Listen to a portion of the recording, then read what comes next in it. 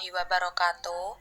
Perkenalkan, kami dari kelompok 6, kelas akuntansi 6E, mata kuliah analisis laporan keuangan. Di sini kami akan menjelaskan tentang analisis time series dan forecasting data keuangan. Yaitu kelompok 6 terdiri dari 1. Aditya Alif Pramana, NIM 2019-12069, dan Lisa Sofia Sari, NIM 2019-12071.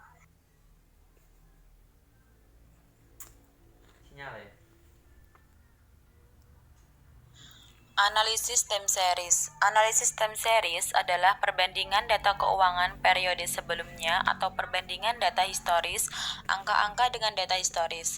Forecasting atau proyeksi digunakan untuk memproyeksikan kondisi keuangan pada mendatang. Untuk analisis terhadap data historis diperlukan untuk melihat tren-tren yang mungkin timbul. Analisis juga perlu menganalisis apa yang terjadi di balik tren-tren angka tersebut. Data historis perusahaan sebaiknya juga dibandingkan data historis industri untuk melihat apakah tren suatu perusahaan bergerak relatif lebih baik terhadap tren industri. Pada tahun 2003, ROA PTA 10% dan ROA industri 9%.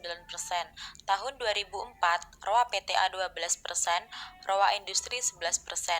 Tahun 2005, ROA PTA 13% dan ROA industri 12%. Tahun 2006, ROA PTA 17%, ROA industri 19%. Pada tahun 2007, ROA PTA 15%, ROA industri 14%. Tahun 2008, ROA PTA 14%, ROA industri 13%. Tahun 2009, ROA PTA 13,5%, ROA industri 12,5%.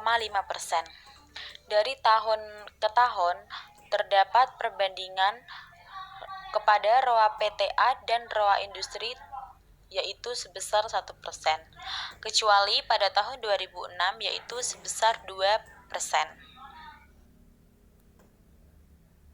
Beberapa perubahan struktural yang mempengaruhi tren perusahaan yaitu 1. Peraturan pemerintah, 2. Perubahan kompetisi, 3. Perubahan teknologi, 4. Akuisisi dan merger atau penggabungan perusahaan.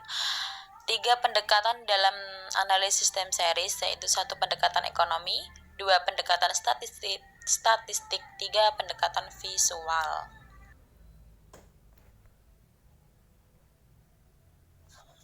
Analisis data keuangan, yaitu yang pertama, tren. Tren merupakan penggerakan time series dalam jangka panjang, bisa merupakan tren naik atau turun. Diperlukan waktu jangka panjang yaitu sekitar 15-20 tahun untuk melihat pola tren tersebut. Tren tersebut bisa dipengaruhi oleh perubahan jumlah penduduk, perubahan teknologi, dan semacamnya. Yang kedua yaitu siklus. Siklus merupakan fluktuasi bisnis dalam jangka yang lebih pendek, yaitu sekitar 2-10 tahun. Belum ada penjelasan yang memuaskan terhadap penyebab timbul fluktuasi siklus semacam ini. Lamanya dan besarnya fluktuasi ini juga sangat beragam dari perusahaan ke perusahaan dan dari industri ke industri.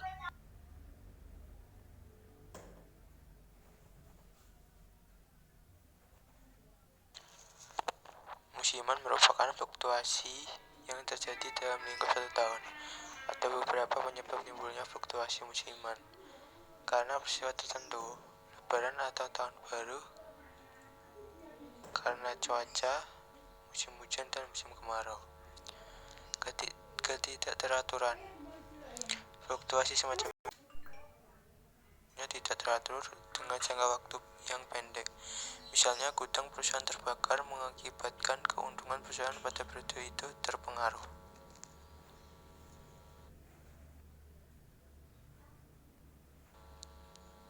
Mengukur pengaruh tren. Menggambar dengan tangan, yaitu dengan cara menarik garis lurus di sekitar data-data yang ada. Di antara titik-titik observasi, kelebihan sangat praktis dan sederhana, sedangkan kelemahannya kurang konsisten. Menggunakan model matematika, yaitu menggambarkan garis lurus demikian rupa sehingga selisih kuadrat antara garis lurus tersebut dengan data yang sesungguhnya. Kelebihan objektif, sedangkan kelemahan terlalu mekasinis.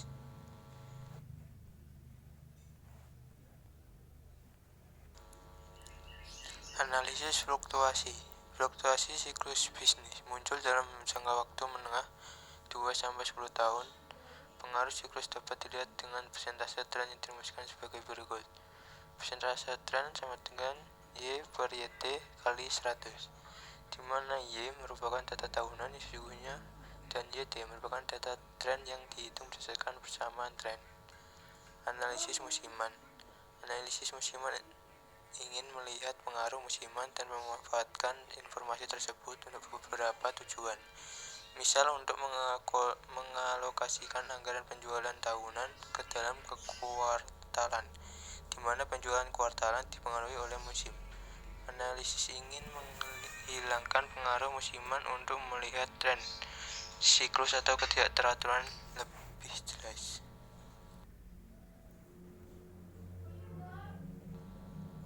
Pendekatan analisis sekuritas multiratif untuk forecasting. Kelebihan, mampu menyesuaikan terhadap informasi dan berbagai sumber. 2. Mampu menyesuaikan terhadap perubahan struktural secara tepat. Ketiga, mampu memperbaharui secara kontinu untuk informasi baru. Kelemahan, biaya yang cukup tinggi. 2. Ketergantungan yang tinggi terhadap kemampuan individu analisis. Yang ketiga, analisis barangkali mempunyai insentif untuk tidak menyampaikan forecast yang tidak bisa. 4. Analisis barangkali bisa dimanfaatkan oleh perusahaan-perusahaan tertentu.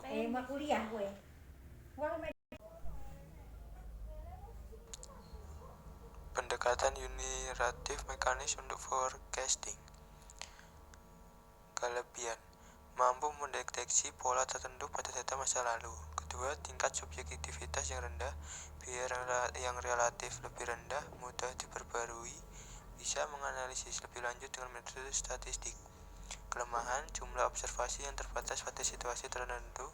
Yang kedua, laporan keuangan barangkali tidak memenuhi asumsi-asumsi yang diperlukan dalam analisis statistik. Yang ketiga, sulit mengkomunikasikan hal analisis kepada luar, terutama dalam hal metodologinya.